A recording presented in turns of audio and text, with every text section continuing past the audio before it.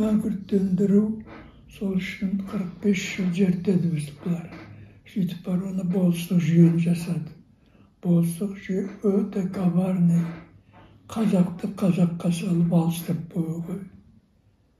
Соларды ашу керек. Ана біздің тарихшылар, ана болыс деген не?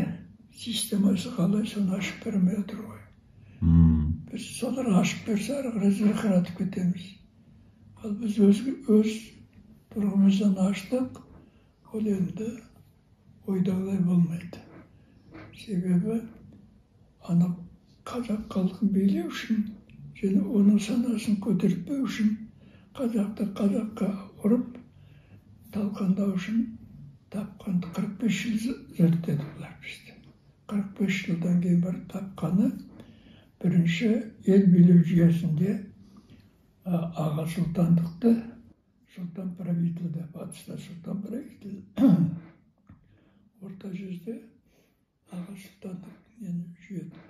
Онда жаңа қазақтарды үлкен билікке шығару. Содан кейін барып біртіндеп төмендеп болыстық биліктен шығармау барлығын. Болыстық системаға түскеннен кейін оның бәрі талассыз болмайды. Абайдың болыстыққа таласатын себебі не? Басқаға кетсе құртып, аналар құртады бұларды. Сол себептен ұстап отырды ғой. Біресе анаған бер, біресе мынаған бер. Патша үкіметін де білдірмей қолданатын саясаты бар онда. Абай өзі анау Европаның Ресейде шығатын ірі газет журналдар жазып алып отырған. Оны генерал-губернатор айтады. Барлығынан хабары бар ол кісінің дейді. Олардың есін терең түсінген. Үнде патшаға айтады жалғанда. Мына сайлауда таласты тудыру үшін назначениемен қойыңыз. Генерал-губернатор болса назначениемен қойсын. Сонда талас болмайды. Оның мақсат таластырып бізді итше таластыру ғой.